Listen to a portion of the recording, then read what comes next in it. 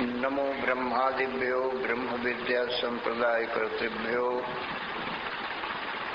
वंश ऋषिभ्यो महद्भ्यो नमो गुरुभ्यः। सर्वोपप्लवरहितः प्रज्ञानघनः प्रत्यगर्थो ब्रह्मैवाहमस्मि। नारायणं पद्मभवं वसिष्ठं शक्तिं च तत्पुत्र पराशरं च व्यासं शुकं गौड़पदं महान्तं गोविंद योगीन्द्रम् अथास्य शिष्यं श्री शंकराचार्यम् अथास्य पद्मपादं च हस्तामलकं च शिष्यं तंत्रोटकं भारतृविकारम्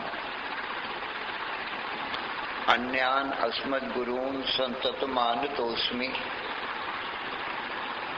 श्रुतिस्मृति पुराणानाम् आलयं करुणालयं नमामि भगवत्पादं शंकरं लोकशंकरम्। शंकरं शंकराचार्यं केशवं बादरायणं सूत्रभाष्यकृतौ वन्दे भगवन्तौ पुनः पुनः। ईश्वरो गुरुः आत्मेति मूर्तिभेद विभागिने व्योमवद्व्याप्त देहाय दक्षिणामूर्तये नमः। अशुभानि निराचष्टे तनोति शुभ संततिं स्मृतिमात्रेण यत्पुंसां ब्रह्म तन्मंगलं परम्।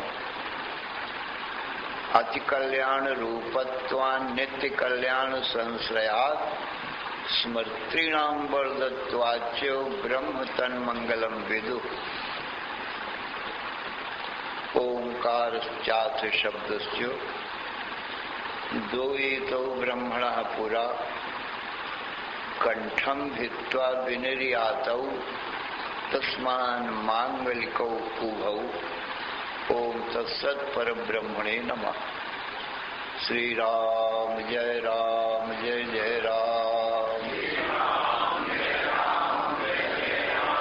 राम जय जय राम। श्री राम जय जय राम। धर्म की अधर्म का प्राणियों में विश्व का हर हर महादेव।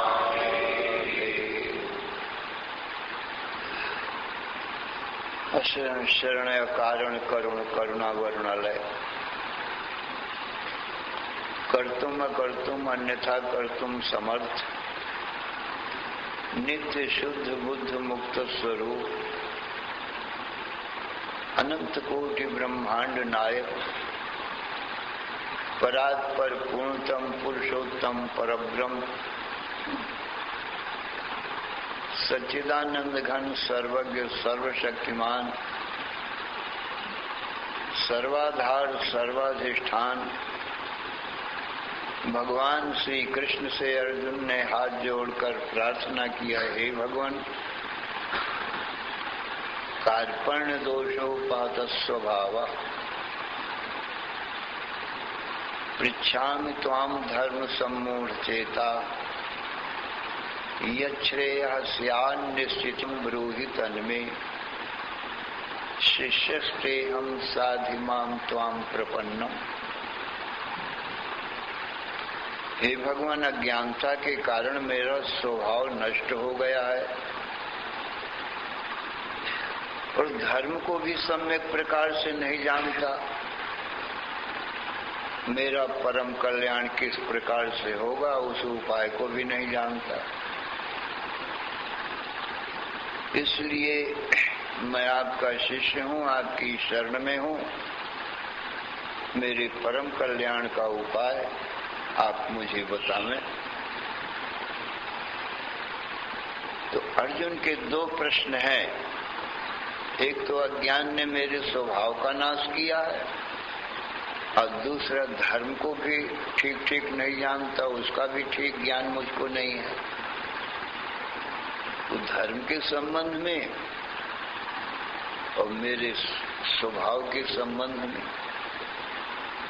मेरा क्या स्वरूप है, क्या स्वभाव है जो अज्ञान ने नाश किया है, तो धर्म का क्या स्वरूप है। तो मेरे परम कल्याण का उपाय इनमें से जो दोनों में जो होवे सो बताओ। तो भगवान श्री कृष्ण पहले प्रश्न का पहले उत्तर देते हैं, दूसरे प्रश्न का फिर बाद में उत्तर देते हैं। पहले स्वरूप संबंधी हमारा तुम्हारा स्वरूप क्या है और अज्ञान कैसे नाश कर सकता है, इस बात को बताते हैं। अज्ञान क्या है, अज्ञान का कार्य क्या है। तो भगवान कहते हैं, हे अर्जुन, हमारा तुम्हारा जो वास्तविक स्वरूप है मुझ ईश्वर का और तुझ जीव का, वह अनंत अखंड सच्चिदानंद घन ब्रह्म है, जो अखंड ज्ञान है, अनंत अमृत है, अनंत सुख है। ये हमारा तुम्हारा स्वभाव है। अज्ञान का स्वभाव क्या है, कहा वो असत जड़ दुख रूप है।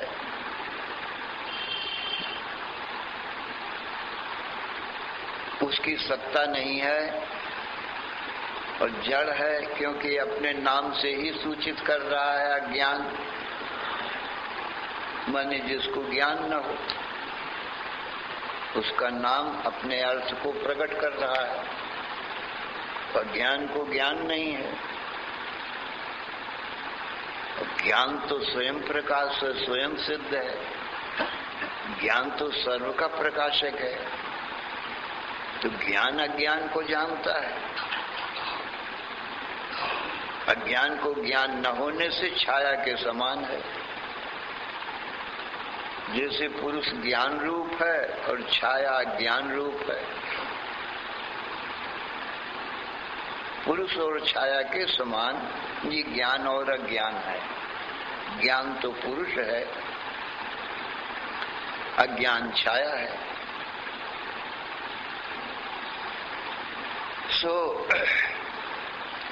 एक तो निद्रा रूप अज्ञान है और जागृत स्वप्न का संसार निद्रा का कार्य है। तो ये निद्रा रोज आती है, तब जागृत स्वप्न का संसार नहीं रहता, अपने कारण में लीन हो जाती, निद्रा में सब लीन हो जाती। और उसी निद्रा से फिर स्वप्न निकलता है, सूक्ष्म रूप से स्वप्न का संसार, और फिर वही स्वप्न संसार ये जागृत का स्थूल रूप धारण कर लेता है। वो निद्रा रूप अविद्या के, अज्ञान के, उसी को माया भी कहते हैं, निद्रा को। ये कार्य है, ये कारण में रोज लीन हो जाता है।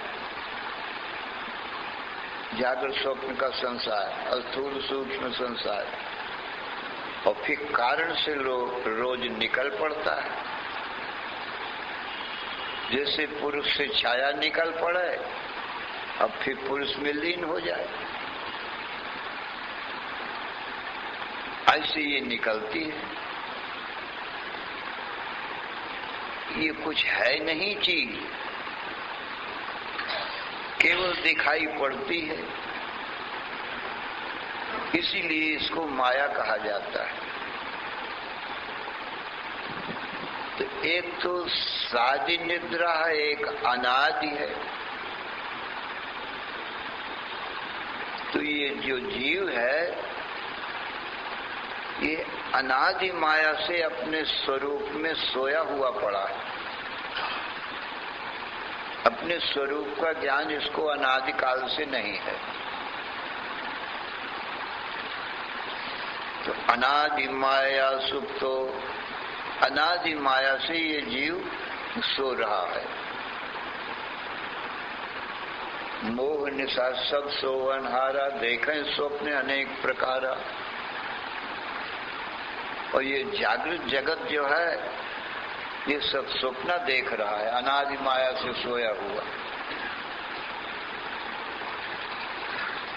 और ईश्वर कृपा, गुरु कृपा, अब वेद कृपा और अपने अंतःकरण की अपनी कृपा,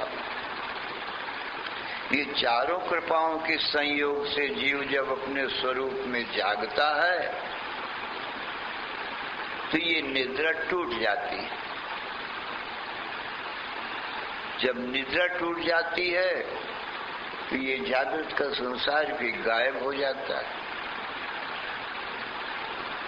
जैसे रोज की जो सादी निद्रा है, जिसका आदि अंत अपने आप हो जाता है, रोज निद्रा आती है, रोज टूट भी जाती है। इसके लिए कोई गुरु वेद की जरूरत नहीं पड़ती। ये तो अपने आप ही टूट जाएगी, जीव जाग जाएगा, जागृत का संसार देखने लगेगा जब निद्रा टूटेगी।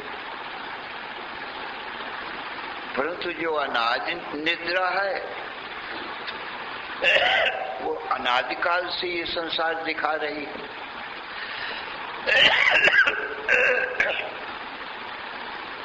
वो अनादि अविद्या रूपी निद्रा वो अपने आप नहीं टूटती।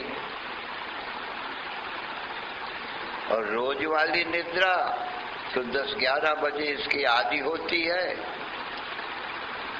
और उधर 3-4 बजे इसका अंत हो जाता है, टूट जाती है, तो जीव जाग जाता है। फिर निद्रा से जो स्वप्न देखा था उसको झूठा समझता है कि मैंने जो स्वप्न देखा है वो निद्रा से हुआ था, वो झूठा है। अब ये जागृत जगत में जागा है, इसको सत्य मानता है। निद्रा से ये भी हुआ, पर ये अनादि निद्रा से है, और स्वप्न साध्य निद्रा से है। साध्य निद्रा अपने आप टूटती है, अनादि निद्रा अपने आप नहीं टूटती। ये भी अपने आप टूट जाए तो जीव अपने स्वरूप ब्रह्म में जाग जाए। जानना ही जागना है और न जानना ही सोना है। तो अनादि अविद्या की सिद्धि कैसे होती, कहा ये जीव ही सिद्ध करता है। साधी निद्रा से तो रोज जाग जाता है, फिर सो जाता है, फिर जाग जाता है। इसके लिए तो कोई अधिक प्रयत्न नहीं करना है। परंतु अनादि अविद्या जो है, अब इसको ज्ञान है कि रोज निद्रा आती है, रोज स्वप्न भी आता है। ये जागृत का संसार हो, ये अनादिकाल से ऐसा देखता चला आ रहा है। अब अपने स्वरूप ब्रह्म को नहीं जानता, न जानना सोना है। तो अनादि माया सुप्ता, अनादि माया से ये सोया हुआ जीव है।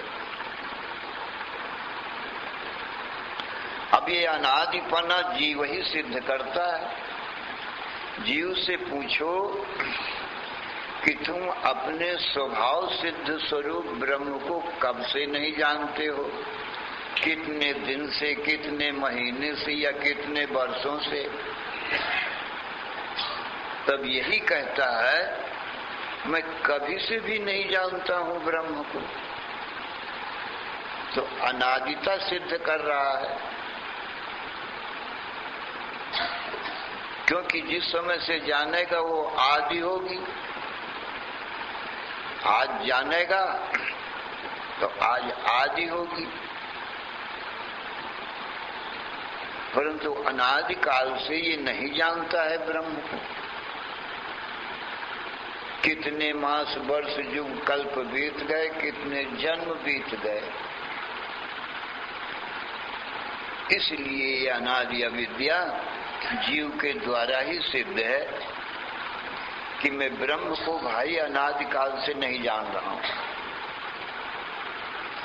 और जो ब्रह्म को जानता है उसकी अनादि अविद्या तुरंत ही नाश होती है। फिर उसका जन्म मरण नहीं होता है। जैसे सारी निद्रा टूटती है तो स्वप्न का संसार नाश हो जाता है, वैसे अनादि अविद्या भी जब टूटती है तो वो ब्रह्म रूप होता है। तो अनादिकाल से ये नहीं जानता, तभी ये संसार है। जब ईश्वर कृपा, गुरु कृपा, वेद कृपा से और अपने अंतःकरण कृपा से जानता है, तब ये अनादि विद्या नष्ट हो जाती है, तब ये ब्रह्म स्वरूप होता है।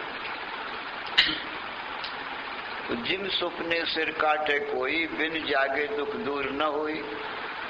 जैसे स्वप्न का दुख जागे बिना दूर नहीं होता। ये जागृत जगत में जागा है, स्वप्न जगत से जागना जागृत जगत में आना। तो स्वप्न जगत का दुख तुरंत दूर होता है, देर नहीं लगती। स्वप्न में कोई शत्रु सिर काट रहा है, व्याकुल हो रहा है, तड़फड़ा रहा है, और जाग गया तो तुरंत दुख दूर हो जाता है। 1 मिनट का भी विलंब नहीं होता। इसको सद्यो मुक्ति कहते हैं। सत्य माने तुरंत, तत्काल। मुक्त हो गया माने दुखों से छूट गया, स्वप्न के दुखों से बिल्कुल छूट गया, और जाना ये स्वप्न झूठा था, स्वप्न का शत्रु झूठा था, स्वप्न का मेरा शरीर भी झूठा था, स्वप्न की तलवार, मेरा सिर काटने से जो दुख था वो सब झूठे थे, सच्चा कोई नहीं था। क्यों हुआ? कहा ये निद्रा से हो गया, क्योंकि जब तक जागता है तब तक के तो स्वप्न आता नहीं। तो निद्रा आएगी तब स्वप्न आएगा। निद्रा का ये स्वभाव है कि जागृत स्वरूप में जो हम हैं, राजा हैं, रानी हैं, जो कुछ भी हैं, इसको ढांक देवे, भुला देवे, और स्वप्न का दूसरा शरीर बना देवे, और दूसरे शरीर में हमता ममता करा देवे। एक आवरण शक्ति, एक विक्षेप शक्ति, 2 शक्तियां हैं। तो आवरण शक्ति जैसे कोई जागृत में राजा है, निद्रा की आवरण शक्ति ने तो आवरण कर दिया, माने राजा पने को ढांक दिया, भुला दिया बिल्कुल। उधर विक्षेप सब शक्ति ने, निद्रा की जो विक्षेप शक्ति उसने स्वप्न खड़ा कर दिया, स्वयं ही स्वप्न रूप बन गई निद्रा। और उसमें उस राजा को भिखारी का शरीर बना दिया। तो सपने हुए भिखारी इंद्र को, जागृत में तो राजा है पर निद्रा ने भिखारी बना दिया। अब वो भिखारी है नहीं। स्वप्न में कोई शत्रु आ गया है, अब वो मार रहा है, और जागृत में कोई शत्रु है नहीं, वो तो राजा है, दिग्विजयी है, उसको कोई शत्रु नहीं, न कोई दुख है। विक्षेप शक्ति ने ये काम कर दिया, स्वप्न का संसार बना दिया और उसमें अहमता ममता करा दिया, अपना शरीर भी बन गया, शत्रु मित्र स्त्री पुत्र के भी शरीर बन गए। उनमें अहमता ममता माने एक शरीर मैं हूं और दूसरे शरीर ये मेरे हैं, दूसरा शरीर शत्रु का है, मित्र का है, पुत्र का। एक शरीर में अहमता बोले ये शरीर मैं हूं, जबकि ये है नहीं, उनका देखने वाला है, अलग है। शत्रु को, मित्र को, सबको देखता है, अपने शरीर को भी देख रहा है, पर इसने निद्रा ने इसको भुला रखा है। और जब टूट गई, निद्रा टूटी, तो जाना ये झूठा है। और झूठे होते हुए भी दुख दे गए। झूठी चीज भी अपने सत्य स्वरूप के जाने बिना दुख देती है, क्योंकि झूठा ये भिखारी बन गया है और शत्रु के द्वारा मारा जा रहा है। तो जिम सुख ने सिर काटे कोई, बिन जागे दुख दूर न होए, बिना जागे दुख दूर नहीं होता। ऐसे ही जागृत का जगत भी अनादि माया से बन गया है। अब ये जीव को दुख दे रहा है। ये अनादि माया ने क्या किया है? हमारे तुम्हारे स्वरूप को भगवान श्री कृष्ण कहते हैं, अर्जुन ये जो तुमको अज्ञान है ना, तो ये अनादि है। इसी प्रश्न का उत्तर दे रहे हैं भगवान। ये अनादि अज्ञान है, ये तुम्हारे स्वरूप को आवरण कर रखा है। तुम्हारा स्वभाव सिद्ध स्वरूप सच्चिदानंद ब्रह्म है, जो जागृत में राजा के समान है। ऐसे ही तुम्हारा वास्तविक स्वरूप जो जागृत का है, वो सच्चिदानंद ब्रह्म है, सर्वाधार सर्वाधिष्ठान है, सारे संसार का प्रेरक है, चेतन है, ज्ञान है। जड़ पदार्थों का चेतन प्रेरक होता, शासक होता है। सारे संसार में ज्ञान का शासन है, चेतन का शासन है। नहीं तो सारा संसार अज्ञान का परिवार होने के कारण जड़ मुर्दा के समान है, अज्ञान छाया है, बिल्कुल झूठी चीज है, मुर्दा के समान है। चेतन ही प्रेरक होता है, इसलिए राजा के समान है। तो अपने राजा स्वरूप को, ब्रह्म स्वरूप को इस अज्ञान ने, भगवान कहते हैं, आच्छादन किया। इसने ढाका और अनादिकाल से ढाके हुए है। और जागृत का जगत ये विक्षेप शक्ति है, जागृत का जगत दिखा दिया। अब जागृत के जगत में अपना भी शरीर है, इस संसार में दूसरों का भी शरीर है। तो इस जागृत शरीर संसार में एक शरीर में तो अहमता करा दिया कि ये शरीर मैं हूं,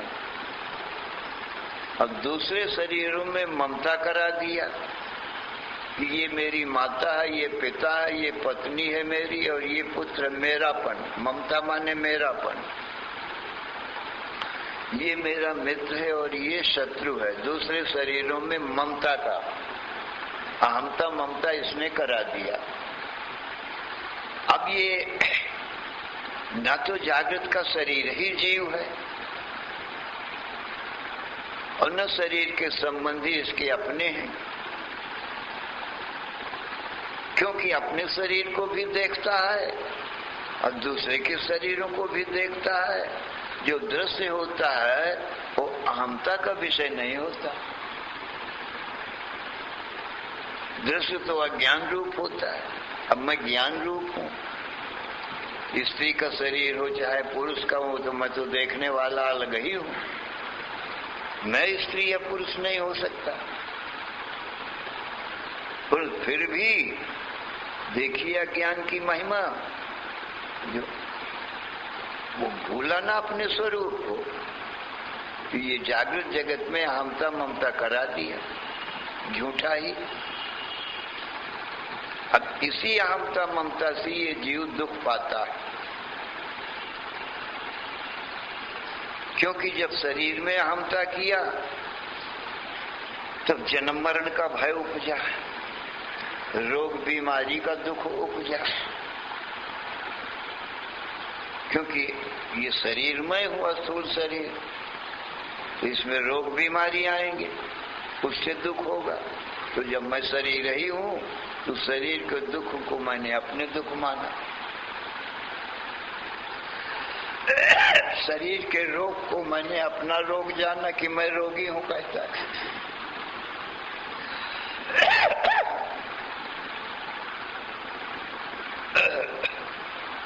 शरीर के जन्म मरण से जब शरीर ही मैं बन बैठा तो मैं जन्मा हूं और मैं ही मरूंगा।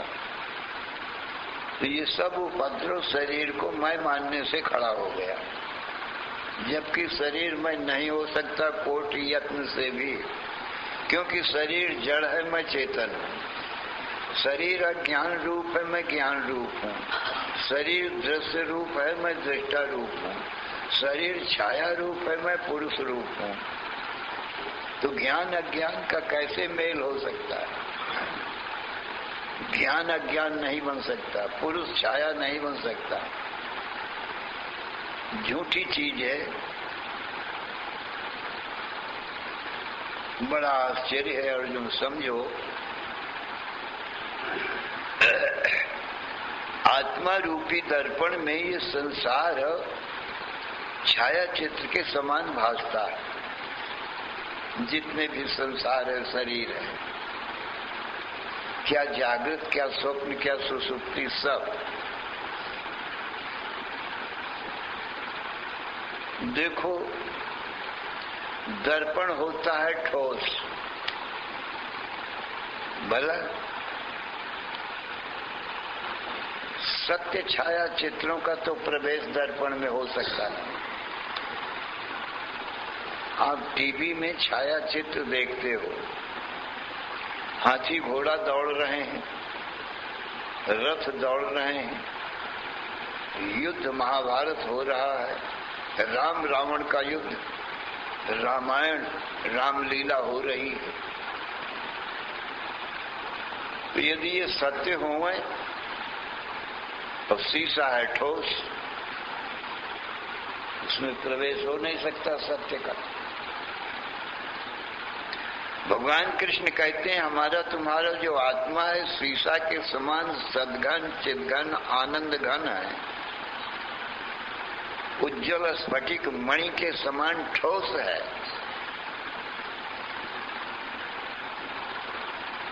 शीशा के समान ठोस है, जो सुई की नोक भी नहीं जा सकती। तो ठोस शीशा में भी यदि हाथी घोड़ा रथ दिखाई पड़े तो क्या जाना जाएगा? ये छाया के हैं, झूठे हैं। क्योंकि ये सबको पता है ना कि शीशा ठोस से सत्य का प्रवेश हो सकता नहीं, क्योंकि सत्य के लिए भाई देश काल चाहिए। देश काल वस्तु सत्य चीज के लिए चाहिए। यदि सत्य हाथी घोड़ा हो तो शीशा में इतनी जगह चाहिए जितने जगह में देश में रह सके वो। शीशा में जगह है नहीं, सुई की नोक भी नहीं जा सकती, हाथी कहाँ रहेगा?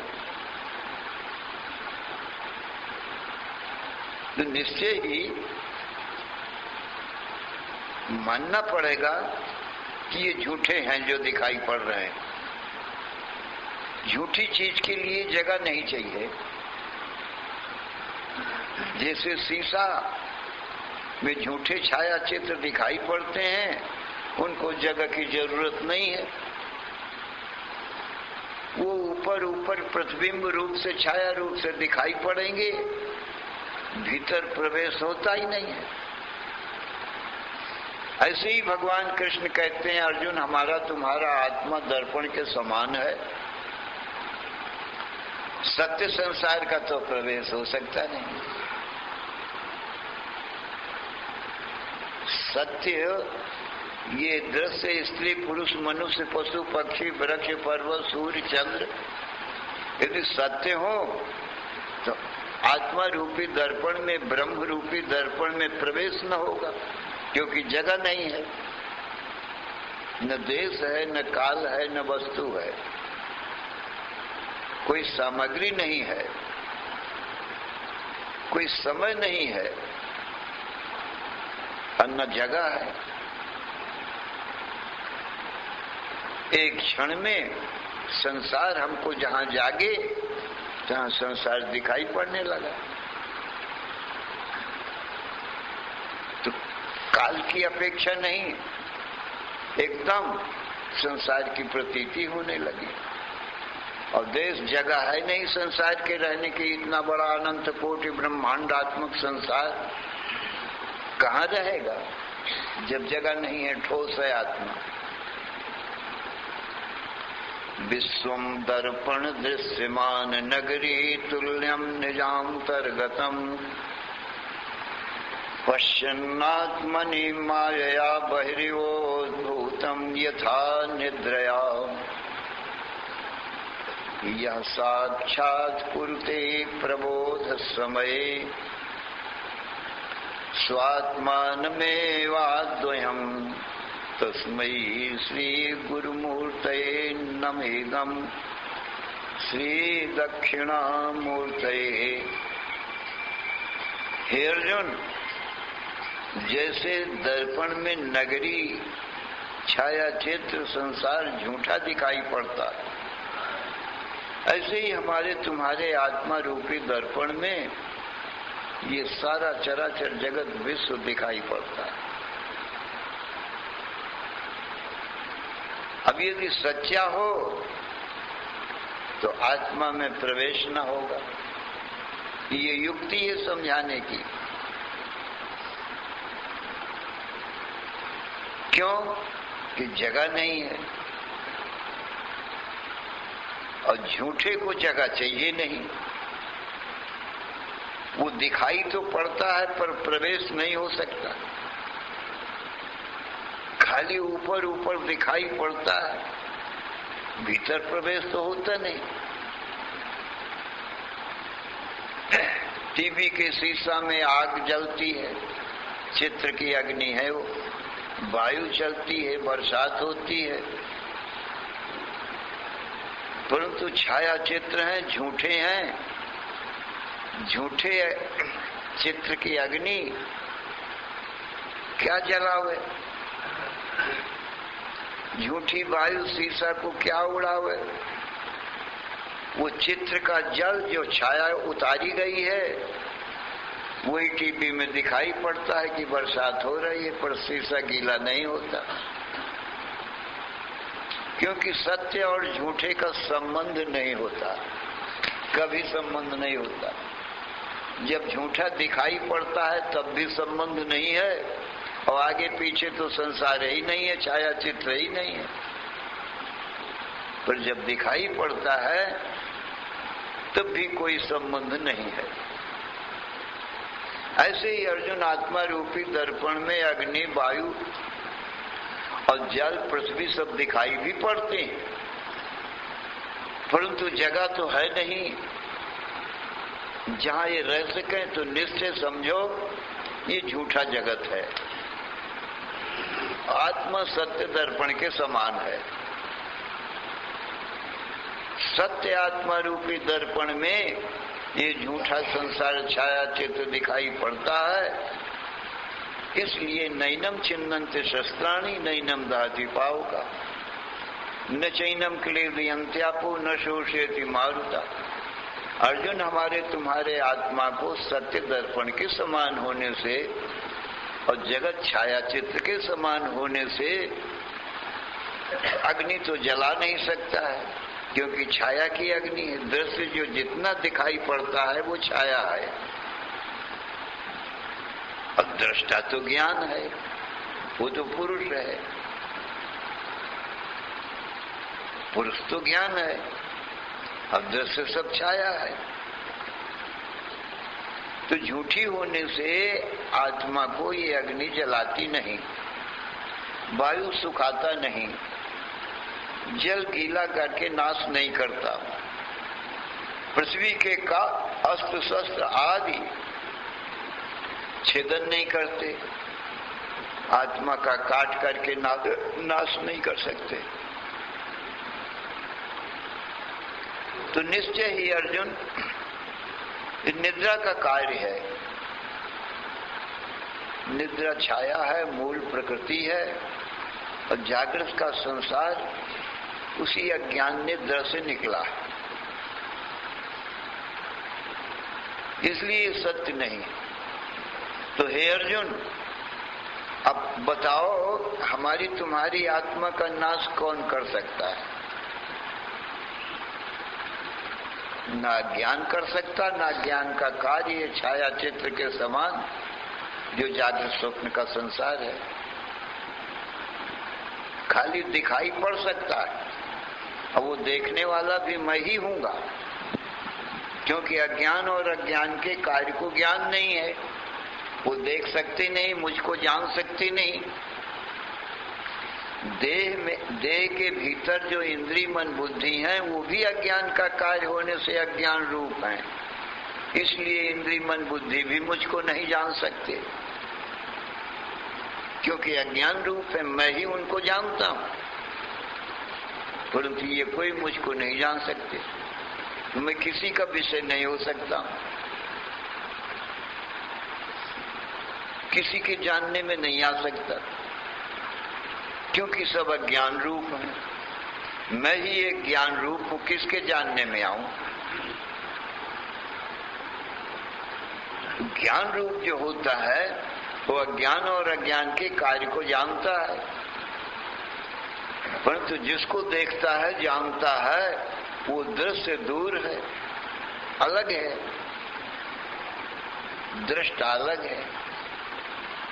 दृष्टा दृश्य का कोई संबंध नहीं है। दिखाई पड़ गया दृश्य कहाँ? आत्मा रूपी दर्पण में। पर संबंध न होने से दृश्य कुछ है नहीं, यूं ही दिखता है। कौन बनाता है इस संसार की उत्पत्ति? कौन जाना बनाता है? कहा ये सब अज्ञान निद्रा जनित है, कोई कर्ता भी नहीं है। आत्मा में कर्तृत्व भी नहीं है। जो दृष्टा है वो प्रकाशक होता है। दीपक के समान, सूर्य के समान, बिजली के प्रकाश के समान केवल प्रकाशक है, कर्म नहीं है। और दीपक के प्रकाश में, सूर्य के प्रकाश में, बिजली के प्रकाश में और सब लोग कर्म करते हैं। तो प्रकाश स्वयं कुछ कर्म नहीं करता। ज्ञान तो एक प्रकाश है। ज्ञान प्रकाश में देह, इंद्रिय, मन, बुद्धि, प्राण अपने अपने कर्म कर रहे हैं। देह, इंद्रिय, मन, बुद्धि, प्राणों का प्रकाशक ज्ञान ही है और प्रेरक भी है। प्रकाशक भी है, देखने वाला भी। इन छाया चित्रों का प्रेरक चेतन के द्वारा प्रेरित होकर के ये हलचल कर रहे हैं। माया प्रेरक शिव, नहीं तो स्वयं तो ये इनमें कोई हलचल नहीं हो सकती। प्रकृति में जितनी भी प्रेरणा है वो पुरुष की प्रेरणा है। पुरुष ही इसका संचालक है, प्रकृति का, छाया का। इस प्रकार से चेतन पुरुष की दृष्टि मात्र से, देखने मात्र से ये छाया चित्र हलचल कर रहे हैं। तो हे अर्जुन, अनहुआ संसार ही हमारी तुम्हारी आत्मा रूपी दर्पण में दिखता है। क्योंकि जब आत्मा में कर्म नहीं है, ब्रह्म में कर्म नहीं है, तो किसी को बनाना तो कर्म है ना। हम तुम तो अर्जुन बनाते नहीं, न जागृत को, न स्वप्न को, न सुसुप्ति को, न बनाते हैं न मिटाते हैं, न बुलाते हैं न भगाते हैं। अपने आप ही निद्रा आती है, अपने आप ही निद्रा से स्वप्न होता है, स्वप्न से जागृत होता है अपने आप। हम तो एक प्रकाशक तत्व हैं, सूर्य के समान, दीपक के समान प्रकाशमान है, देख ही सकते हैं। बनाना बिगाड़ना कर्म है। स्वयं भी बन नहीं सकते। क्यों? सत्य का जन्म होता नहीं, मरण होता नहीं, अब कर्म नहीं है, अपने आप बन नहीं सकते। अच्छा, और फिर ये जन्म मरण विकार है, आत्मा निर्विकार है, इसलिए स्वयं जन्म नहीं ले सकता। क्यों? विकारी हो जाएगा, विनाशी हो जाएगा, सत्य न रहेगा। फिर सत्य उसको कहते हैं जिसका कभी जन्म मरण ना हो। न जायते म्रियते वा कदाचिन, जिसका जन्म मरण कभी होता ही नहीं, वही सत्य है अर्जुन। तीनों काल में एक रस रहता है। और असत्य बोले होता नहीं, दिखाई पड़ता है, क्योंकि उसका कोई कर्ता ही नहीं है। और आत्मा रूपी अधिष्ठान में उसकी उत्पत्ति असंभव भी है। शुद्ध सच्चिदानंद एक ब्रह्म में कोई दूसरी चीज की उत्पत्ति होना सर्वथा संभव है। फिर भी दिखता है, प्रत्यक्ष हमको आपको दिखता है, तो ऐसी चीज को माया कह दिया जाता है। जागृत स्वप्न सुसुप्ति को हम सब जीव देखते हैं, रोज देखते हैं, ये रोज ही आते जाते हैं। इन्हीं को जगत की उत्पत्ति स्थिति प्रलय भी कहते हैं। स्वप्न में जगत की सूक्ष्म रूप से उत्पत्ति होती है और जागृत में थोड़ी देर स्थित रहता है और सुसुप्ति में रोज प्रलय हो जाती है। न तो हम उत्पत्ति करते हैं और न इसकी रक्षा पालन करते हैं और न ही संहार करते हैं। देखते जरूर हैं कि ये रोज बनते बिगड़ते हैं, क्योंकि ज्ञान रूप है, चेतन रूप है, ये स्वभाव है हमारा। ज्ञान का स्वभाव है, प्रकाशक वो प्रकाशेगा। नेत्रों के सामने जो आएगा वो दिखाई पड़ ही जाएगा। हम देखना चाहें चाहे मत देखना चाहें, आंख के सामने आ जाएगा, अब वो दिखाई पड़ ही जाएगा। तो ज्ञान के सामने जो आएगा वो झूठा हो कि सच्चा हो, तो देखेंगे तो ज्ञान ही। परंतु ज्ञान सदा रहने से ज्ञान ही सच्चा है, और जो दिखाई पड़ेगा वो सदा रहता नहीं है, इसलिए वो सत्य हो सकता नहीं। जागृत दृश्य होने से दिखाई पड़ने के कारण स्वप्न में नहीं रहता, और स्वप्न देखने वाला, जागृत को देखने वाला स्वप्न में भी रहता है, स्वप्न को देखता है, जागृत में रहता है, जागृत को देखता है। तो दोनों काल में, सुसुप्ति में जागृत स्वप्न दोनों नहीं रहते, क्योंकि ये असत है, पर देखने वाला बराबर रहता है। उत्पत्ति स्थिति प्रलय में संसार की ये बराबर बना रहता है, और आत्मा की उत्पत्ति स्थिति प्रलय होती नहीं, इसलिए नित्य सत्य है। यही ब्रह्म है। जागृत तो स्वप्न सुसुप्ति ये केवल प्रतीति मात्र, इसको स्वभाव कहते हैं, इसका कोई कर्ता नहीं है। न करते तुम न कर्माणि लोकस्य सृष्टि प्रभो, न कर्म फल संयोगम स्वभावस्तु प्रवर्तते। अर्जुन, ये जो जगत दृश्य दिखाई पड़ रहा है, इसका कोई कर्ता नहीं है, न कर्म है, न कर्म फल है, न कर्म और कर्म फल का कोई सुख दुख का संयोग है, कोई करने वाला नहीं, पर दिखाई पड़ रहा है और देखता मैं ही हूं। क्योंकि अपने देखने को कोई इनकार नहीं कर सकता, मना नहीं कर सकता कि मैं नहीं देखता हूं। संसार भर का कोई भी हो, हिंदू मुसलमान ईसाई पारसी,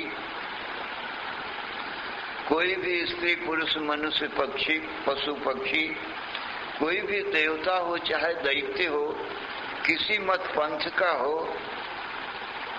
अपने दृष्टापन से इंकार नहीं कर सकता।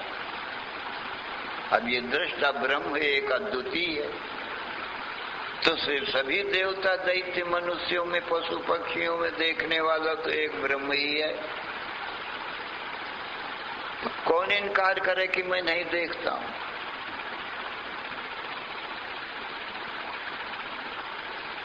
इस ज्ञान का किससे विरोध है? ज्ञान तो मैं ही हूं, तो अपने से किसका विरोध होगा? किस मत पंथ वाले का, किस स्त्री पुरुष का? तो ज्ञान सबके सम्मत है और अपना स्वरूप है, इसमें दो मत है ही नहीं। मैं नहीं देखता ऐसा कहने वाला संसार में कोई मिलेगा नहीं, एक मत वाले सब हैं।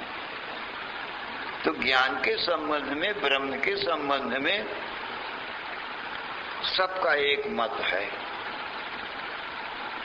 माटी के संबंध में माटी एक है और माटी से बनने वाले घटमट अनेक हैं, परंतु माटी से जुदा नहीं है।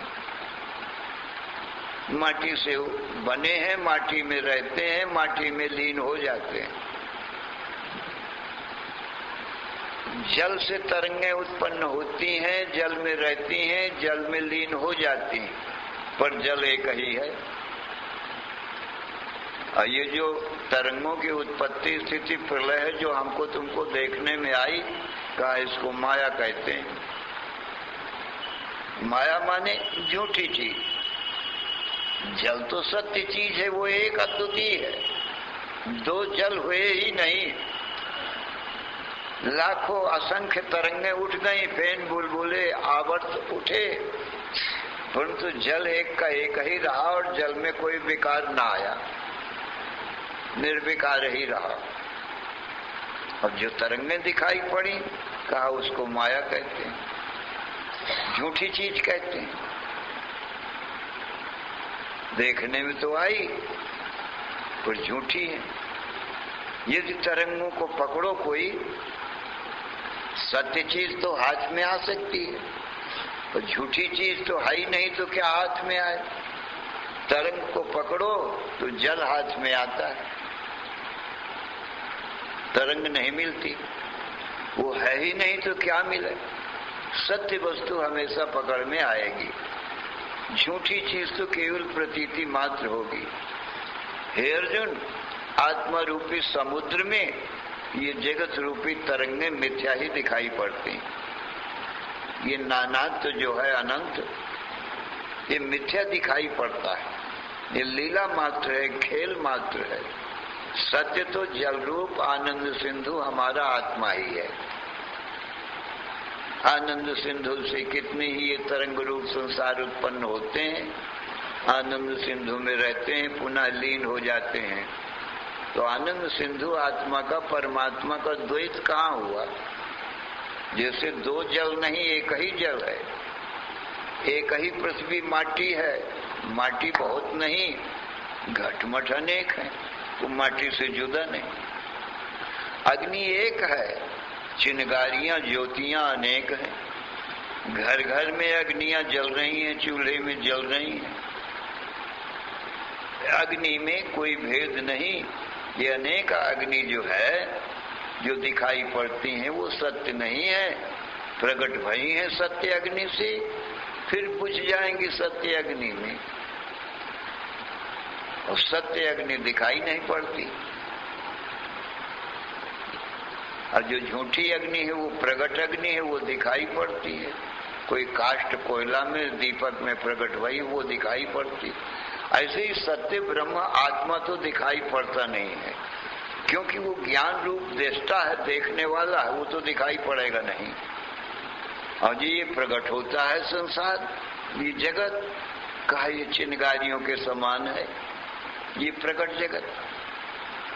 यथा सुदीप्तात् पावकात् विस्फुलिंगा सहस्रशा प्रभुवन्ते स्वरूपा तथाक्षराद विविधा सौम्य भावा प्रजायन्ते तत्र चैवाभियन्ति।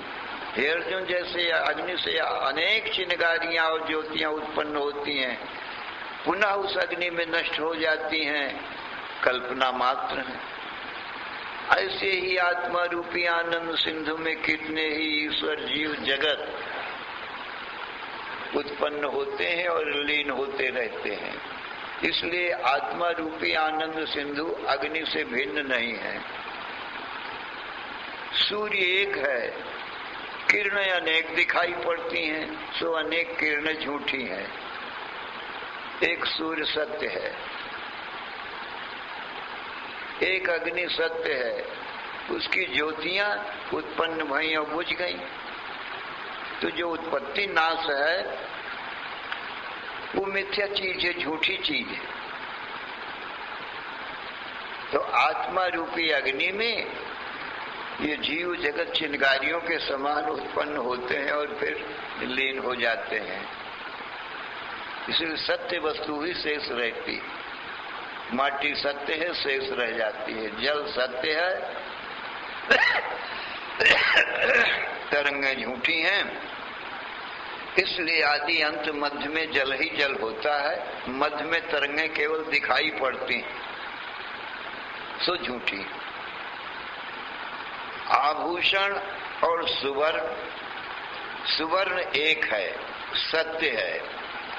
सुवर्ण में कितने ही आभूषण बनते और सुवर्ण में ही फिर गला करके मिला दिए जाते। तो सुवर्ण तो सत्य है, आभूषण झूठे हैं। क्योंकि हर आभूषण में, मुकुट कुंडल कंठा कांची कंकन अंगूठी में आपको सत्य सोना ही मिलेगा। और सोने के अतिरिक्त यदि मुकुट कुंडल आप ढूंढने लगो तो उसमें मिलेगा ही नहीं। पूरा का पूरा मुकुट कुंडल सोना ही मिलेगा।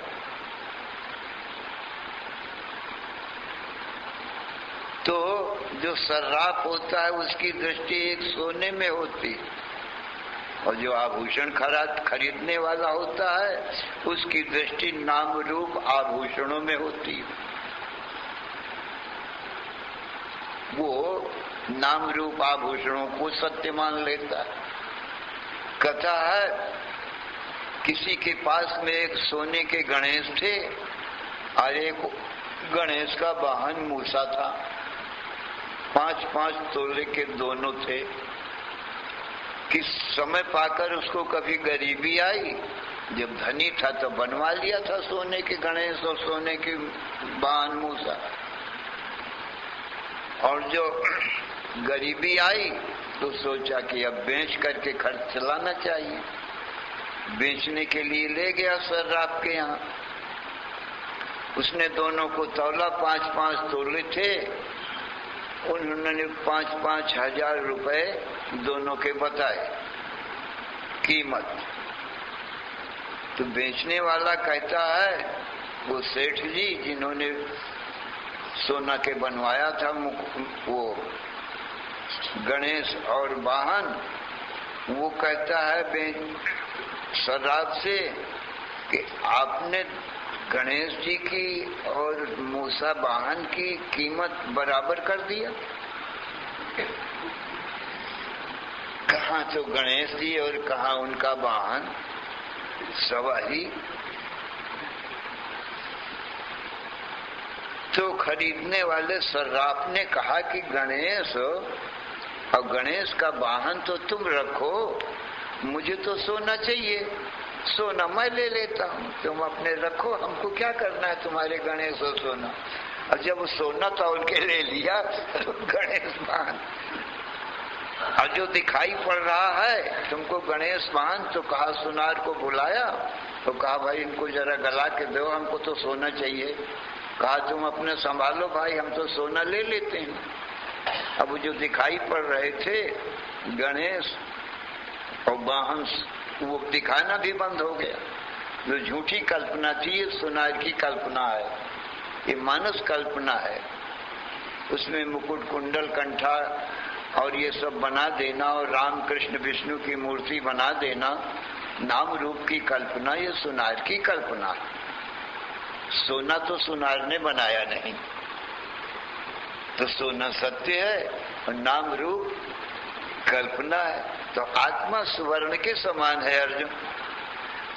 और ये जितने ये स्त्री पुरुष मनुष्य पशु पक्षी कहा ये आभूषणों के समान है, और मन कहा यही सुनार है। अपने आत्मा रूपी सुवर्ण में इस मन रूपी सुनार ने कल्पना कर लिया है।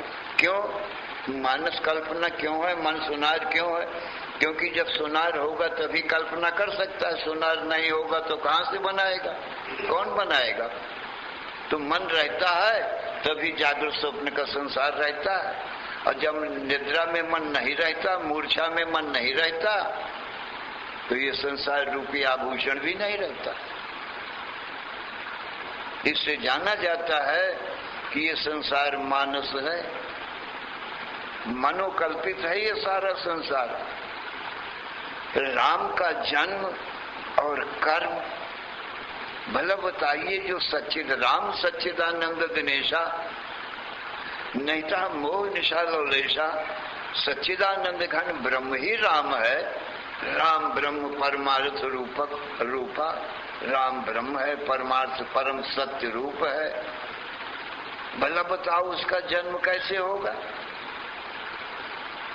राम के अंश जीव का ही जन्म मर नहीं है। ईश्वर अंश जीव अविनाशी, चेतन अमल सहज सुख राशि, न जायते म्रियते वा कदाचित।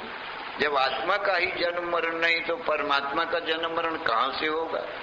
तो ये जन्म मरण की कथा, ये सब रामायण में राम का जन्म हुआ और ये इतने इतने कर्म किए, जन्म से लेकर रावण वध तक और परम धाम पधारने तक। माने चले गए अब यहाँ से परम धाम को पधार गए।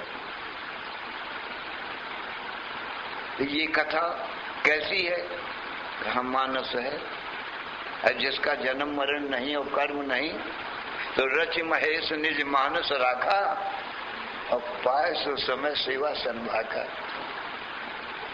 ये कथा है, ये चरित्र है, ये लीला है, ये खेल है। खेल मन से कल्पना कर लिया, चाहे राम लीला चाहे कृष्ण लीला, अभी मानस कल्पना ही तो है। कोई इतिहास की प्रहलाद की लीला मन में कल्पना करके कोई प्रहलाद बनाया, कोई हिरण्यकश्यप बनाया, कोई और क्या नाम तुम्हारे नृसिंह बना। लीला में तो कपड़ा पहन पहन के बना लेते हैं, इतिहासों का ही तो ये खेल बनाते हैं। तो राम को इतिहास, कृष्ण को इतिहास बना के और अब भी वो लीला करते हैं, झूठे ही बन जाते हैं। कोई राम बन गया, कोई रावण बन गया, कोई कृष्ण, कोई कंस बन गया। ये सब बनावटी झूठे, सच्चे नहीं। सत्य का तो जन्म मरण होता नहीं है भाई, और न उसमें जब जन्म ही नहीं तो कर्म कहाँ से होंगे? देह इंद्रिय मन बुद्धि में कर्म है, सो माया रचित है। सत्य आत्मा का जन्म मरण हो सकता नहीं। इसलिए पक्की बात होती है कि ठोस दर्पण में जैसे किसी का प्रवेश नहीं हो सकता, ऐसे ही ठोस आत्मा में सत्य संसार होता तो प्रवेश न होता, हमको तुमको दिखाई नहीं पड़ता। क्योंकि सत्य के लिए जगह चाहिए। आत्मा में देश काल वस्तु की जगह है नहीं, बिना सामग्री के ये यूं ही उत्पन्न होता है। बिन सामग्री उपजती आती, जग प्रपंच में मिथ्याता थे। बिना सामग्री के अपने आप बन जाता है, इसीलिए झूठा ही है। आत्मा सत्य है क्योंकि सदा रहता है। हमारी तुम्हारी ज्ञान दृष्टि का कभी नाश ही नहीं होता, कभी आत्मा सोता ही नहीं है। ये हम सो जाएं तो निद्रा को कौन जानेगा, और नींद के सुख को कौन जानेगा कि बड़ा आनंद आया, सुखम सुस्वाद सन्न किंचित दबे विषम। बहुत सुख से सोया, बड़ा आनंद आया, कुछ भी न जानता भया। ये कौन जानता? गवाही कौन देता निद्रा की? क्योंकि वहां तो देह, इंद्री, मन, बुद्धि ये सब सोए पड़े हैं और मैं ही एक जाग रहा हूं। मैं तो, ज्ञान तो कभी सोता ही नहीं है, हमेशा रहता है। तो देह, इंद्री, मन, बुद्धि नहीं है, इनके अभाव की गवाही मैं ही दे रहा हूं, कोई नहीं है। और यही दुख देने वाले थे, ये दुख देने वाले कोई है नहीं। और मैं आप अकेला अज्ञान निद्रा का साक्षी हूं, और वहां पर जो आनंद है वो मेरा ही अकेले का आनंद है, मुझ आत्मा का ही आनंद है। दुख देने वाला वहां कोई है नहीं, न देह है, न इंद्री है, न मन है, न बुद्धि है, तो दुख कौन दे? सुख ही सुख रहता है। समाधि में निद्रा भी नहीं है, परमानंद है। निद्रा तो टूट जाएगी तो फिर दुख रूप संसार पैदा कर देगी। तो समाधि हमारा तुम्हारा स्वरूप है, वहां संसार की उत्पत्ति, स्थिति, प्रलय कुछ नहीं, तो सुसुप्ति से होती। वहां सुसुप्ति अज्ञान है ही नहीं अपने आत्मा में।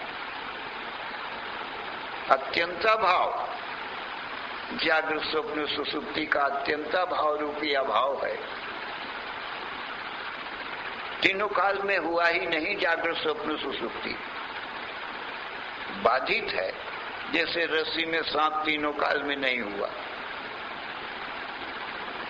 ऐसे ही आत्मा रूपी अधिष्ठान में ये संसार सत्व कभी हुआ ही नहीं। सदा एक रस आत्मा ही आत्मा है। इस प्रकार से हे अर्जुन, अपनी आत्मा को सच्चिदानंद रूप जानो, और ये अज्ञान, निद्रा और अज्ञान के कार्य को असत जड़ दुख रूप जानो। तो ये अनादि माया गुरु वेद की कृपा से, ईश्वर की कृपा से मिटती, और आत्म कृपा श्रवण करके जीव को चाहिए मनन और निधिध्यासन करे।